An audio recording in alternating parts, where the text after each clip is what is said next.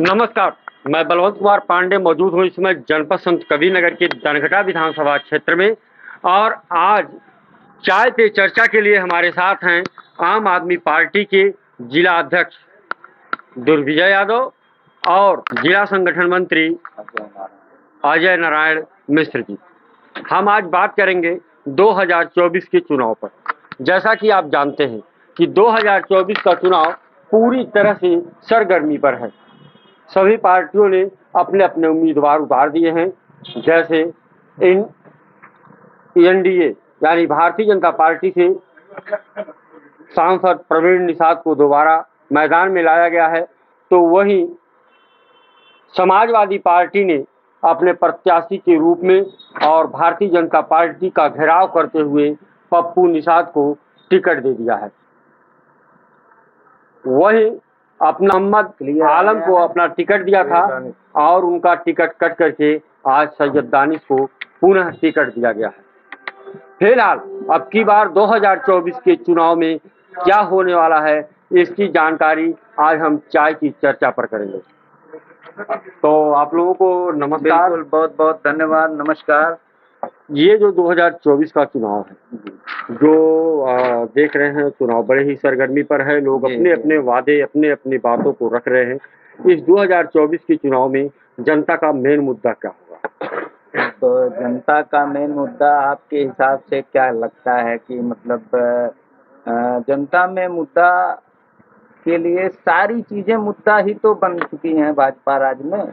आप देखिए, बेरोजगारी है, सबसे चरम सीमा पे है, महंगाई है। हर व्यक्ति, चाहे वो बीजेपी का हो, चाहे वो सपा का हो, बसपा का हो, चाहे जो अगर इंसान है तो उसको महंगाई से उसका रिश्ता हो चुका है, क्योंकि वो सामान खरीदता है, उपभोक्ता है, और वह उपभोक्ता सामान खरीदता है और महंगे दरों पर तमाम जीएसटी दे करके, परसेंटेज दे करके खरीदता है, तो महंगाई का शिकार हुआ। और उस महंगाई का दैनिक जीवन पे असर पड़ रहा है। असर कैसे पड़ रहा है? मध्यम वर्गीय परिवारों में, जो नंबर 1 पे है, जो अच्छे परिवार हैं, जो जिनके पर डे की कमाई अच्छी है, या सांसद विधायक हैं, या भाजपा के चेयरमैन हैं, या भाजपा के विधायक हैं, या कोई भी हैं, तो उनको महंगाई से क्या लेना देना भैया? तो ये महंगाई का जो महंगाई है जी, वो उन पर नहीं पड़ रही, उसका असर नहीं पड़ रहा उन पे, क्योंकि जितनी महंगाई बढ़ रही है उससे कई गुनी उनकी आय हो रही है। अच्छा, हाँ, वो बचा ले रहे हैं, अपने बजट को बचा ले रहे हैं, बजट को करप्शन में ढकेल करके भ्रष्टाचार बढ़ा रहे हैं। तो कुल मिला के आप देखिए, महंगाई सबसे बेजोड़ समस्या है। और ये यहाँ की मतलब इस पे ना तो प्रधानमंत्री जी की नजर कभी गई, ना तो मुख्यमंत्री जी की गई, ना तो उनके किसी बीजेपी नेता जी की गई। सांसद विधायक जी तो बोलते ही नहीं हैं, उनको महंगाई दिखता ही नहीं है। कुछ अंधभक्त भी जो उनके साथ चलते हैं, आसपास में रहते हैं, उनके चश्मे में ऐसा पावर फिट कर दिया गया है कि उनको महंगाई दिखती ही नहीं। क्योंकि हो सकता है पर्टिकुलर वो लोग कमाते हों या कमाए हों, इस राज्य में ठेके से कमाए हों, या किसी अन्य प्रकार से कमाए हों, या नाला बनवा के कमाए हों, या नाला खुदवा के कमाए हों, या अमृत सरोवर योजना में कमाए हों, वही लोग बोल रहे हैं कि भैया महंगाई नहीं है। और बाकी मीडियम परिवार, अगर भाजपा की सरकार गलती से भी आ गई तो मध्यम वर्गीय परिवार लगभग या तो हर घरों में झगड़ा होगा, संपत्ति का विवाद होगा, पैसे का विवाद होगा, मकान का विवाद होगा। कमाई जब रहेगी नहीं, खर्चे अधिक होंगे, तो पूरे देश में हाहाकार मच जाएगी। यही चाहते हैं भाजपा के लोग। और उस समय ये लोग तो भैया, जो लोग पैसा कमा लिए हैं करोड़ों करोड़ों में, कोई चांद पे चला जाएगा, कोई 370 खत्म करा लिया पहाड़ पे जाके और एसी मकान बनवा के रह जाएगा। लेकिन आम जनता का क्या होगा, कभी आप सोचिए। और बहुत मैं धन्यवाद देता हूं आपको, इस चैनल के माध्यम से पूरी जनता को दिखाइए कि वास्तव में है क्या। महंगाई सबको दबा रही है। आप देखिए योगी जी का जितना आदेश हुआ, हम सीधे आपके चैनल के माध्यम से बीजेपी के मुख्यमंत्री माननीय योगी जी से कहना चाहेंगे, उनके जितने आदेश हुए किसी का पालन आप बता दीजिए धरातल पे हो रहा हो।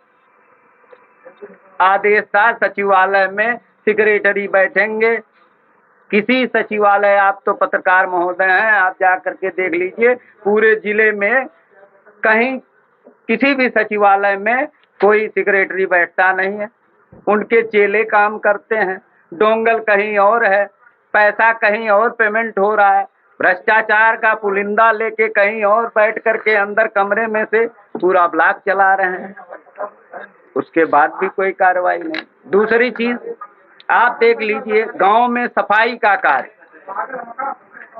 केवल भाजपा के नेताओं को केजरीवाल, आम आदमी पार्टी और आम आदमी पार्टी के लोगों को की बुराई करने में जितना आनंद आता है, उनको तोड़ने में जितना आनंद आता है, उतना अगर अपने काम में ध्यान लगाते तो शायद जनता कुछ खुश रहती।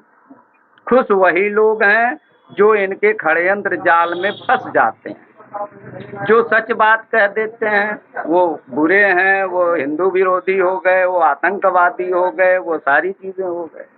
अभी आप देखे हैं कि भारतीय जनता पार्टी, आप कहते हैं कि कोई काम धरातल पर नहीं है, कभी आपके वहाँ सचिवालय में जी सचिव नहीं आते जी, जो आदेश होते हैं उसको ऊपर ऊपर ही रखा जाता है जी, पालन नहीं कराया जाता जी, कभी आप एक भारतीय नागरिक होने के कारण जी, कभी आपने कोई प्रार्थना पत्र दिया अपनी जिम्मेदारी समझते हुए?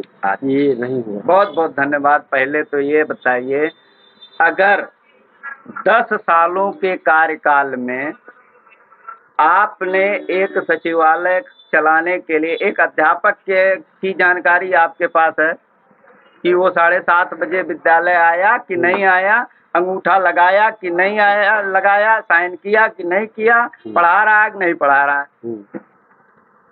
तो आपको सचिवालय और ब्लॉक की जानकारी क्यों नहीं है? जबकि डिजिटल इंडिया 2014 में हो गई थी प्रधानमंत्री बनते ही, और जो है बाकी जो बचा था वो आप देख रहे हैं। तो ये इनके जो तंत्र बनाए गए हैं, सिस्टम बनाए गए हैं, क्योंकि सिस्टम कोई फॉलो ही नहीं कर रहा है। भ्रष्टता का बोलबाला हर जगह है, चाहे वो तहसील हो, चाहे वो ब्लॉक हो, चाहे आप जहां भी उठा के देख लीजिए। आज भ्रष्टाचार पे आप बात करते हैं जी, कहीं न कहीं आपके राष्ट्रीय अध्यक्ष जी, अरविंद केजरीवाल जी, जी, वो भी भ्रष्टाचार में लिप्त और जेल में पहुंच गए। देखिए ये सर्टिफिकेट केवल भाजपा और मोदी जी के देने से और ईडी के देने से हम नहीं मानेंगे कि हमारे नेता भ्रष्ट हैं।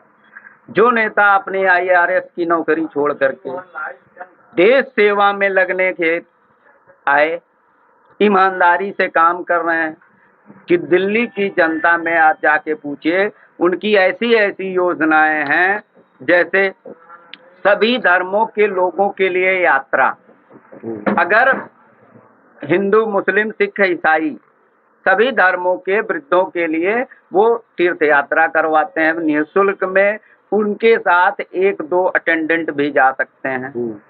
ठीक, यह अच्छी योजना है।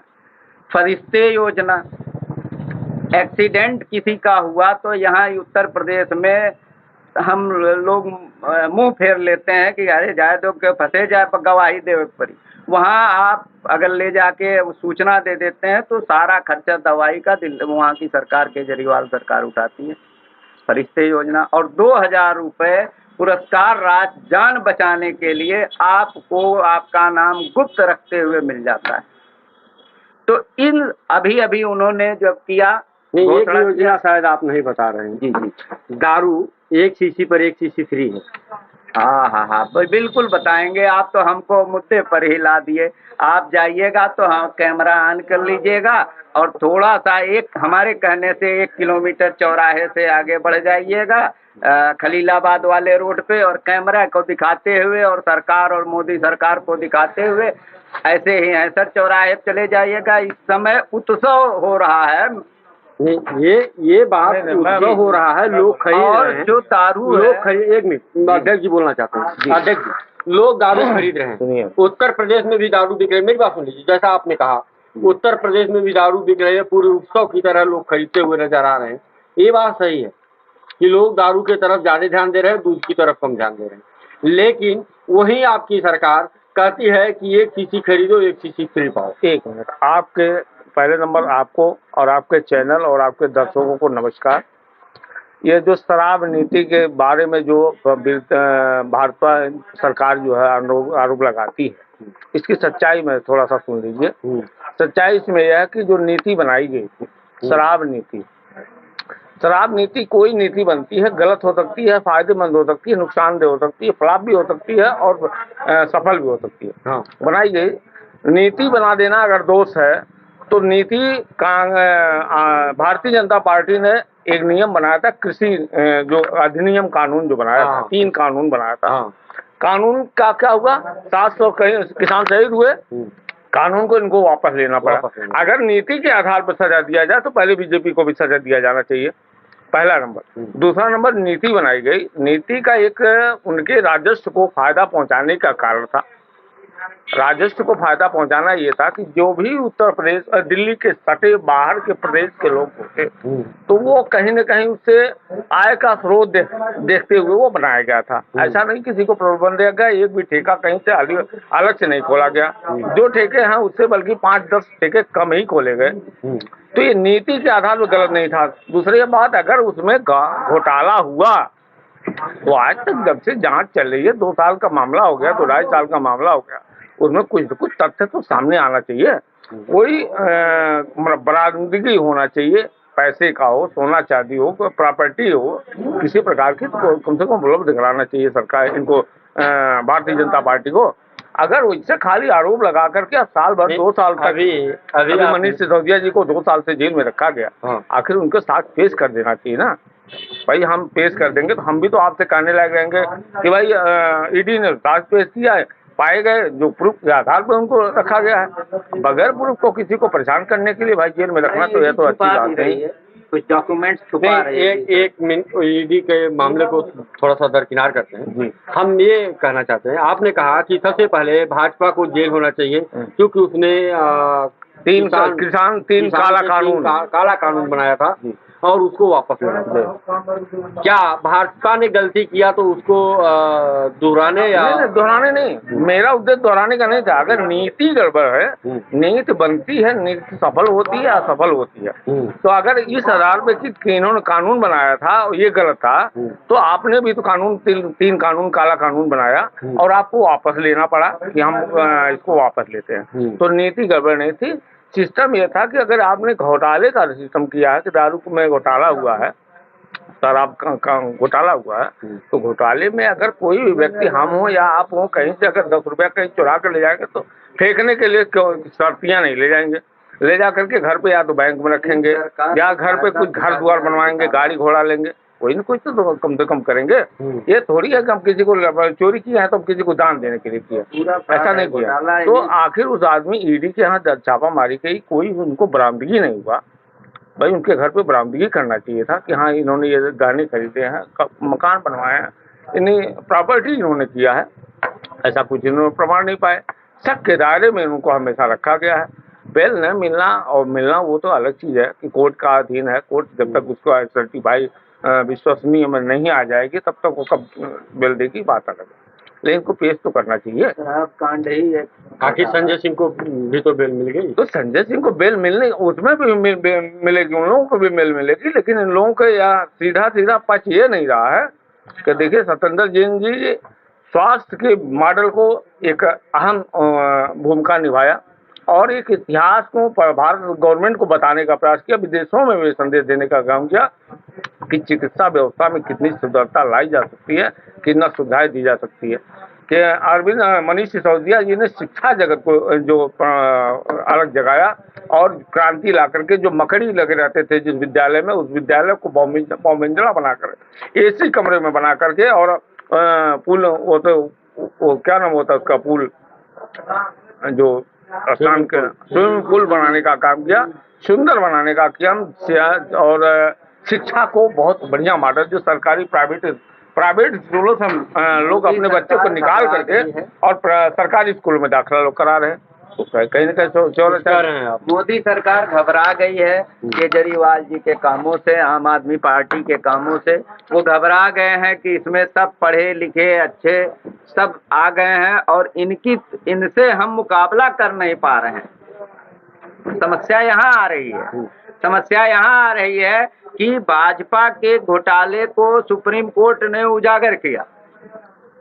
इलेक्टोरल बॉन्ड विश्व का सबसे बड़ा घोटाला सामने है, जो सब लोग जिसके बारे में अब जान चुके हैं, लगभग आपको भी पता होगा।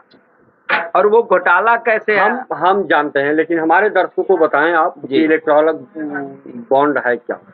अरे भैया, इलेक्टोरल बॉन्ड को तो चंदा के बदले धंधा नाम दिया गया है।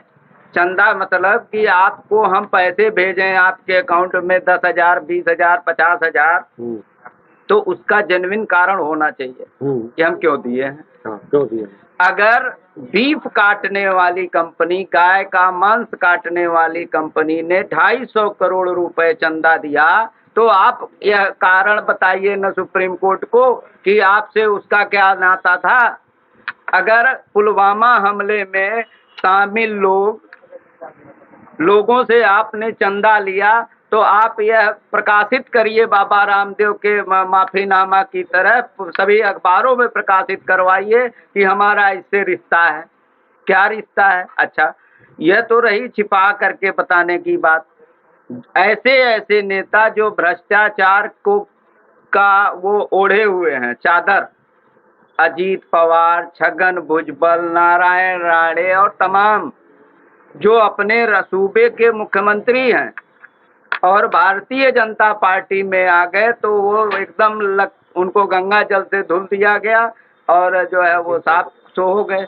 और केजरीवाल ने अगर शराब पे अच्छी नीति बनाई, तो उस नीति को आप शराब कांड कह करके गवर्नमेंट को जो इनकम होनी थी, मान लीजिए कुछ इनकम हुई शराब नीति में, तो गवर्नमेंट की नीति हो वो उसके जनता के कार्यों में लगी होगी ना।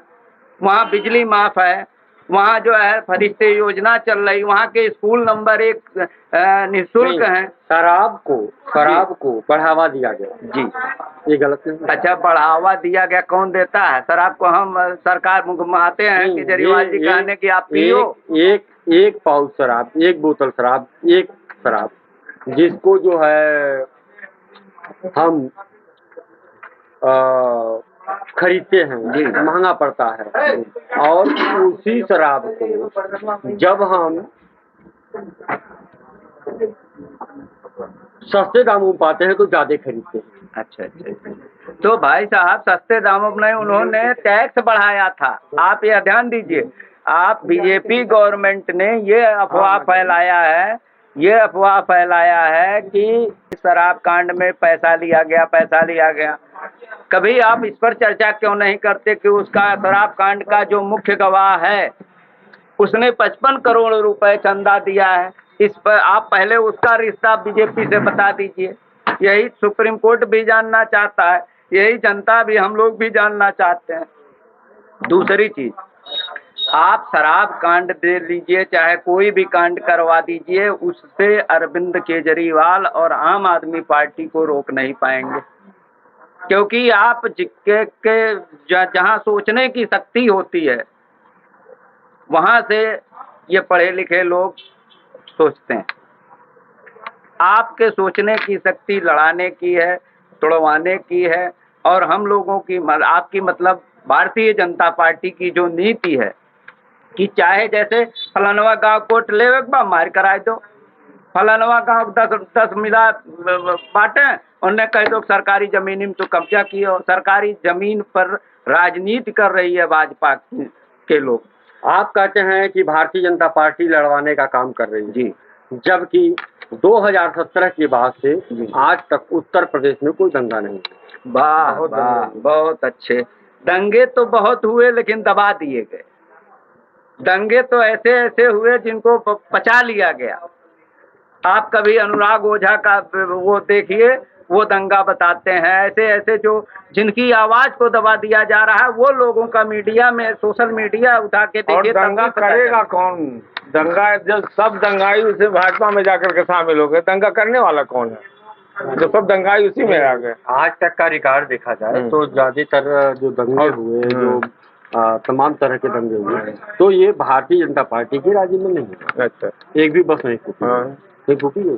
सुन लीजिए, जब दंगा करने वाले, तो आप कहते हैं कि ये इनका काम है लड़ाना, लड़ा करके ऐसा करते हैं। जब दंगा करने वाले भारतीय जनता पार्टी में चले गए और दंगा करवाते थे, सत्ता में हैं, तो दंगा करने का कोई मतलब नहीं बनता है। और जनता दंगा करवाती नहीं है, न जनता दंगा करने जाती है। जनता को अपना खाना और नहाना और कमाना से ही ज्यादातर व्यवस्था होती है। दंगा करने वाले मलाई काट रहे हैं, मलाई काट रहे हैं भैया। आप भी बताइए, एक इसी जो उत्तर प्रदेश की गवर्नमेंट, भारतीय जनता पार्टी की गवर्नमेंट को अगर एक समुदाय को देखा जाए तो उसमें पर कार्रवाई करते पाया गया। क्या हिंदू में जैसे बाहुबली और दंगा करता नहीं है? ऐसे कई नामों को उठाया जाएगा, आप पुलिस हम दे सकते हैं जिनकी 10-10 धाराएं, 20-20 धाराएं, 40-40, 70-70 धाराएं उनके पास लगी हुई है, लेकिन वो दंगाई नहीं। जोगी जी तो कहते हैं दंगाई या तो जेल में या तो सिरार गए। अभी बताइए, तमाम घटनाएं हो रही हैं। योगी जी को उनके सरकारी तंत्र सिस्टम के द्वारा, उनका सिस्टम कमजोर है, उनको पता करने की शक्ति कमजोर है। वो पता नहीं कर पा रहे हैं कि उनके राज्य में 10 साल के, 5 साल के राज्य में उनके आदेश का पालन हो रहा है कि नहीं हो रहा है। मामला कोई तहसील तक आ रहा है तो उसको वहीं निपटा दिया जा रहा है कि उसको देवरिया कांड का रूप धीरे धीरे आग सुलगा करके दिया जा रहा है। अगर कोई मामला आ रहा है तो उसमें जैसे अभी एक जल्दी मामला आया है सुनने में, एक अखबार ने निकाला था, सहारा अखबार ने, कि मंत्री जी से तहसीलदार, माननीय तहसीलदार महोदय से कुछ कहा सुनी हुई है, शायद आपको भी पता होगा। सिरसी में कोई मामला है सरकारी जमीन का। तो अगर निष्पक्ष इस समय, जैसे शासन तो है नहीं, चुनाव आयोग का है, इस समय जो है निष्पक्ष बोल भी सकते हैं। माननीय तहसील प्रशासन को यह बता देना चाहिए मीडिया में कि किस किस सरकारी जमीन में कौन कौन से भाजपा के नेता दलाली खा रहे हैं, क्यों रोक रहे हैं, क्यों सरकारी जमीन को कब्जा करवाना चाहते हैं, क्यों गरीब जनता की जमीन को, बंजर जमीन को, जिन पर गरीबों का हक है या कुछ पात्र लोगों का हक है, वो क्यों भाजपा के नेता जो है कहीं न कहीं जा करके और खरमंडल करके रुकवा दे रहे हैं। तो इस पर चर्चा नहीं है। और यह मानिए कि अगर हम, आप और ये पूरी जनता नहीं अगर चेती तो लोकतंत्र खत्म हो रहा है, संविधान भी खत्म हो रहा है। कैसे खत्म हो रहा है? धीरे धीरे ये नियमों बदलवा दे रहे हैं। जैसे आज हमारे नेता जेल में है, शराब, एक तथा कथित शराब कांड के नाते जेल में है, जो कि है कुछ नहीं, वो शराब नीति गवर्नमेंट को फायदा पहुंचाए। गवर्नमेंट ने अपना काम किया, जो करना था, बढ़िया काम करना था, लगाया। जैसे कि कोई चीज बेचना ज्यादा हो तो उसको एक पे एक फ्री कर दे। फ्री का केवल आप ही से समाचार हम सुन रहे हैं, फ्री का कहीं समाचार नहीं। उन्होंने टैक्स बढ़ाया था, आप समझिए। अच्छा, टैक्स बढ़ाया था तो हम तो कहते हैं भैया मोदी जी दूध, दही, घी, छाछ, मक्खन सब पर टैक्स वाला लगा दिए हो। तो ये तो सबको यूज करना है, हिंदू, मुस्लिम, सिख, ईसाई, सबको खाना पीना है, उसके सारे लोग पीड़ित हैं। तो लोकतंत्र का अधिकार आपका छीना जाएगा, छीना जा रहा है। जिसको बता तो दिए, किसको नहीं दिखाई दे रहा, उसी को नहीं दिखाई दे रही महंगाई, जिसको तमाम तरह से। फिलहाल आपसे एक आखिरी सवाल होगा हमारा। जी। ये संत कबीर नगर जिला है जी, शायद संत कबीर, यहाँ की जनता अब की बार क्या करने वाली? चाहे संत कबीर नगर हो, चाहे रविदास नगर हो, चाहे जहाँ, पूरे प्रदेश, पूरे भारत देश की जनता अब की बार इंडिया गठबंधन के साथ पूरे एकदम तन मन धन से लगी है। क्योंकि वो जान रही है, भाजपा सरकार की सच्चाई जान रही है, जिसके बदौलत ये भारतीय जनता पार्टी चुनाव लड़ती थी। मोदी और जोगी उनके आदेशों की सच्चाई जान रही है, उनके कार्यों की अनुपालता की सच्चाई जान चुकी है, और जनता अब सब कुछ जान चुकी है कि भैया यह रामलला के ले आवत हैं, अब हर बीफ वालन से 250 करोड़ खाते हैं। तो ये आपका दोहरा चरित्र समाज में, जनता में फैल चुका है, और हर प्रबुद्ध पढ़ा लिखा व्यक्ति जान रहा है। थोड़ा सा जो गंवार किस्म के लोग हैं, जिनको आप भुलवा दे रहे हैं राशन राशन राशन, जैसे लग रहा है कि ऐसा कुछ राशन में सोना टाइप का कुछ मिलता है जो इन्हीं की सरकार में मिलता है और कभी नहीं मिला। नहीं, मेरी बात सुनिए, जो आप कहते हैं यहाँ के 1950 से लेकर के 2000 तक तमाम सरकारें बनी, लेकिन राशन मिलने का काम सन 2000 में शुरू हुआ, जबकि बीजेपी की सरकार 2000 उसके पहले राशन नहीं मिलता। क्या बात करते हैं भाई साहब? मिट्टी का तेल, चीनी, माचिस, नमक 2000 के पहले नहीं मिलता था? नहीं। तो इस पे आप क्या कहेंगे? आप तो कहते हैं कि 5 किलो राशन में भुलवा दिया। देखिए, लेकिन जहाँ देखिए, एक तरफ से, मेरी बात सुन लीजिए, वो गरीब तबका जो खाने के लिए मुश्ताक था जी, भारतीय जनता पार्टी की एक नीति आती है, नीति बनाई जाती है। आपने कहा कि नीतियाँ कुछ अच्छी होती हैं, कुछ बुरी होती है।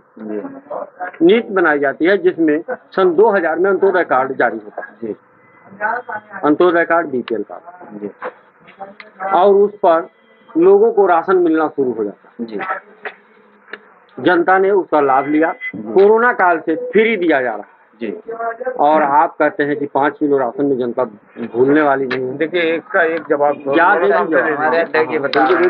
ये जो 2000 सन 2000 में योजना लागू की गई, ये मैं माननीय पंडित अटल बिहारी वाजपेयी को इसका धन्यवाद देता हूँ, जिन्होंने गरीबों के लिए अंत्योदय कार्ड और एक जो है बीपीएल कार्ड के रूप में उन्होंने मुहैया करा, जो अंत्योदय कार्ड के रूप में होता था, फ्री के बराबर ही जान लीजिए उसको होता था, और अनाज दिया जाना लगा। इसके लिए कोई दिक्कत नहीं है, हम लोग स्वीकार करते हैं कि अच्छा कार्य। लेकिन जो यह आ करके मोदी गवर्नमेंट में जो कोरोना में स्टार्ट हुआ, कोरोना में ठीक है कि सार्वत्रिक सहयोग कुछ दिया जाना चाहिए था, सब लोगों को आवश्यकताएं थी ये सहयोग देने के लिए। भाई रोजगार छूट गया था, लोग घर बैठे थे कुछ खाने के लिए, लेकिन ऐसा नहीं किया जाना चाहिए कि 80 करोड़, जब हम गरीबी से आगे बढ़ना चाहिए, और हमारे 125 करोड़ की जनता, 140 करोड़ की जनता में 80 करोड़ हमारे मुफ्त में गला दिया जाए, तो हम तो गरीब बनाए जा रहे हैं। हमको शिक्षा बढ़िया दी जाए, हमारे बच्चों को रोजगार। बताइए 5 साल की योगी सरकार में कितनी भर्तियां आपकी कैंसिल हुई, लीक हुई हैं, कितनी भर्तियां निकाले हैं, बता दीजिए। रोजगार जो लड़का 5 साल का, सुन लीजिए, जो लड़का 5 साल का आज हो रहा है, अरे जो लड़का 5 साल अभी भर्ती नहीं निकाले और उसकी उम्र गुजर गई, उसका जिम्मेदार कौन होगा? रोजगार पे बात करिए, उसका जिम्मेदार कौन होगा? दूसरी बात, अगर इस संत कबीर नगर के विकास को देखना है तो पहले अभी एक चैनल के भाई ने चलाया, अभी कल परसों की घटना है, इनके मैदावल में घूरा पाली गांव है, और इनका पाली गांव गोद लिया हुआ, सांसद जी का गोद लिया हुआ, एक गांव पाली है और एक गांव आपके जिगना है। दोनों गांवों में जाकर के विकास इनका देख लीजिए। अभी पाली गांव का दिखाया था, रास्ता है और इतना पानी वो रोड पे लगा हुआ है, मेन रोड है जिसमें पानी लगा हुआ, उसको देखा हमने, भैंस क्या खड़ी है पानी।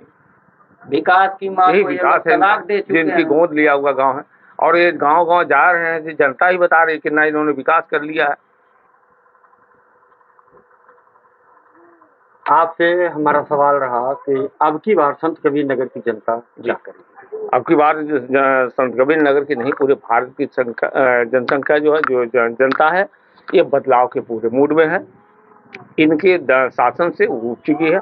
इनके शासन में भ्रष्टाचार, झूठ, हिंदू मुसलमान के अलावा कुछ है नहीं। इनको बताने के लिए अगर वो अपने विकास के नाम पर अगर वोट मांगे और बताएं हमको कि हमने क्या कितना विकास किया है, हम वोट देने के लिए तैयार हैं। लेकिन अगर ये हिंदू मुस्लिम, पाकिस्तान, हिंदुस्तान, इस पे अब जनता बहुत दिन तक नहीं वोट देगी।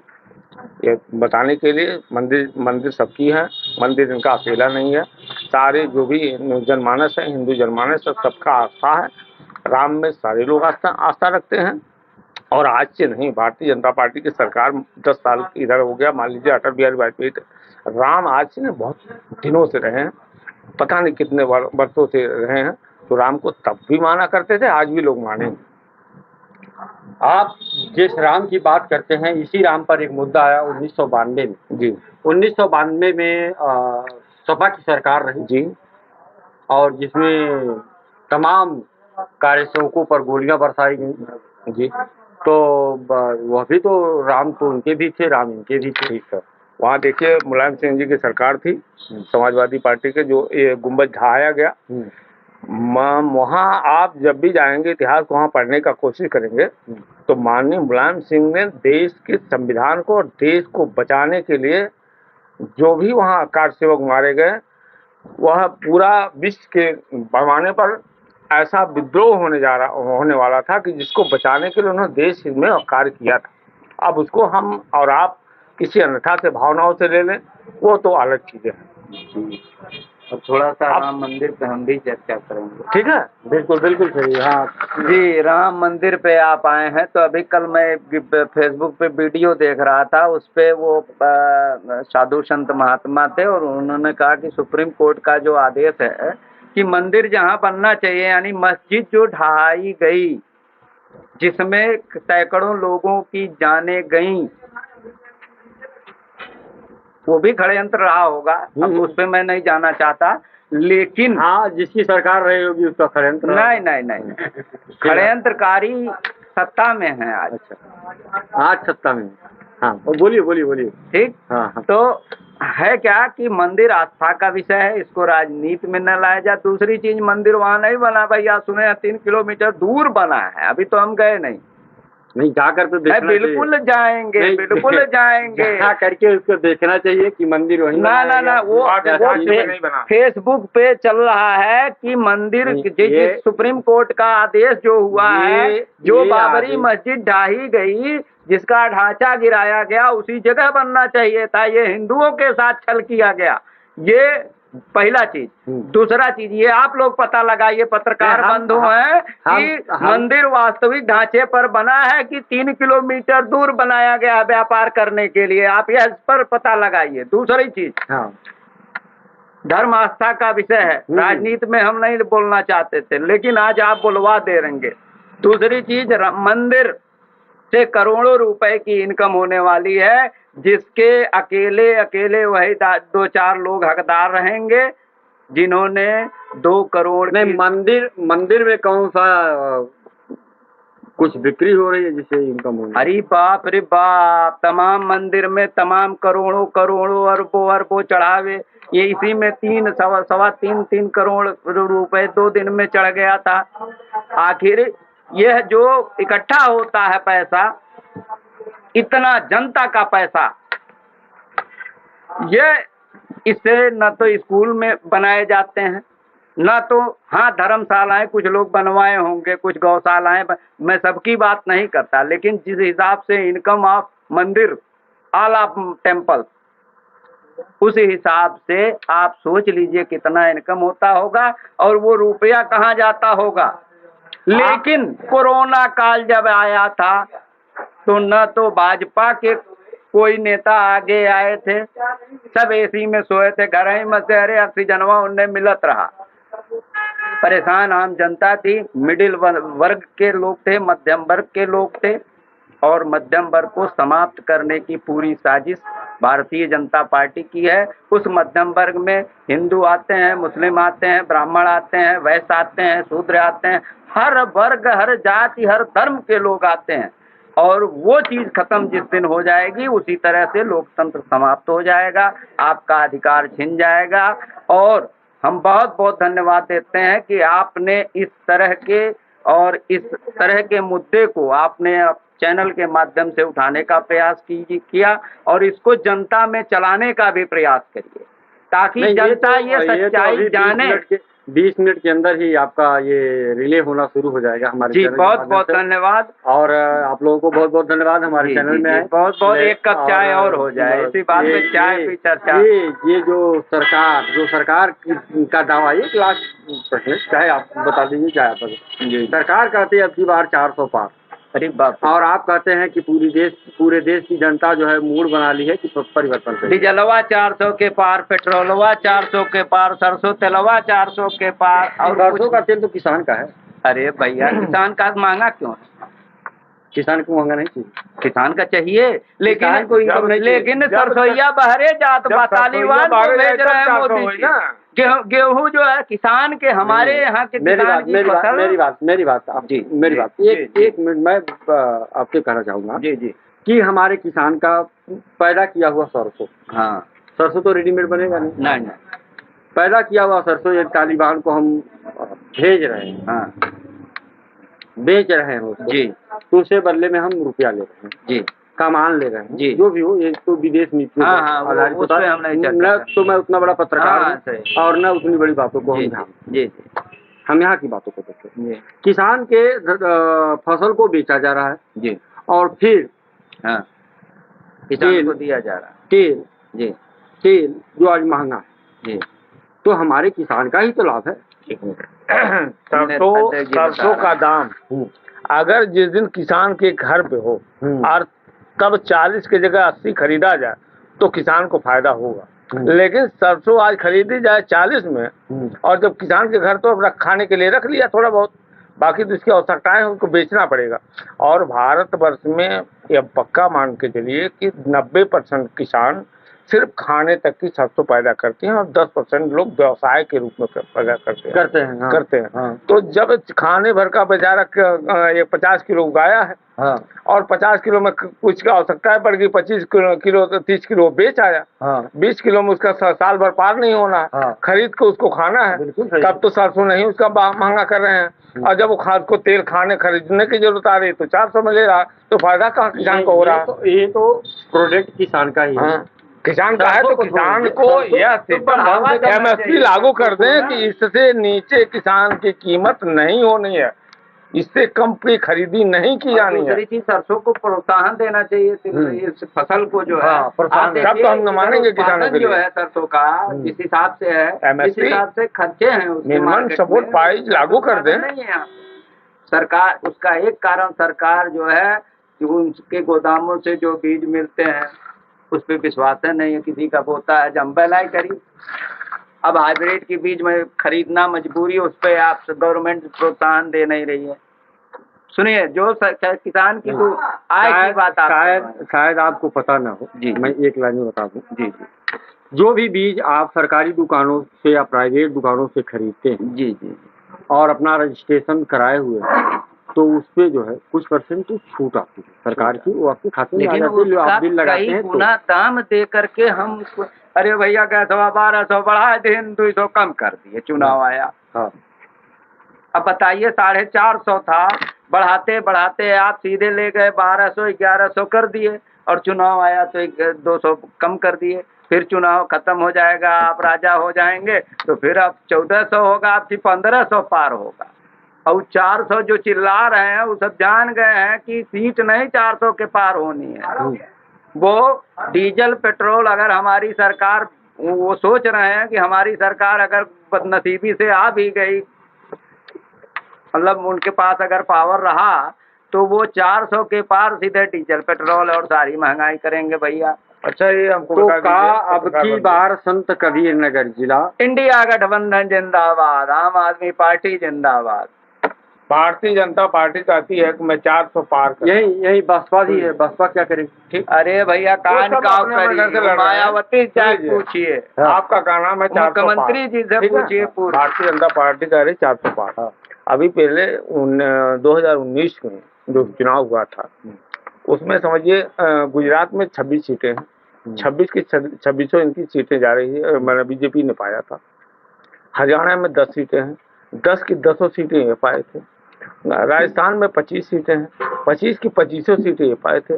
बिहार में 40 सीटें हैं, 39 सीटें ये पाए थे। महाराष्ट्र में 47 में 41 सीटें पाए थे। ठीक, हर प्रदेश में इन्होंने पाया था। और अब की बार महाराष्ट्र की स्थिति देख लीजिए, वहाँ आधे से कम पे जाकर के टिक रहे हैं। बिहार की स्थिति देख लीजिए, वहाँ से आधे से कम पे आकर टिक रहे हैं। हरियाणा की 10 में कहीं रियल चांस हो सकता है, एक आध 5 लीजिए, वहाँ भी आ रहा हूँ। कहीं हरियाणा में 10 में से 1-2 पा जाए, ये बहुत बड़ी होती होगी। और राजस्थान में भी इनका पूरा घोर विरोध है कि यहाँ तक कि इनके नेता गांव में घुसने नहीं पा रहे, वहाँ लोग ताड़े ले रहे हैं। और उत्तर प्रदेश की बात मैं बता रहा हूँ कि 64 सीटें पाए थे और 64 सीटों से ये घट करके 40 के ऊपर ये नहीं जा सकते हैं, ये मेरा दावा है। में बेरोजगार नहीं ये निश्चित है। और ये जो धीमी गति का जो चुनाव चल रहा है, इसका ये संदेश दे रहा है कि इनकी जनता हताशा और निराशा है, हताश और निराश है जनता, और इनकी अपेक्षाएं इनसे नहीं रह गई हैं। बदलाव के पूरे मूड में है।